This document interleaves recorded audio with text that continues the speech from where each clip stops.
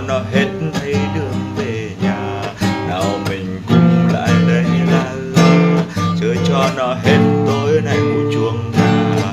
Quăng tao cái bóng, quăng tao cái bóng, quăng tao cái bóng, ta cùng chơi vòng tròn.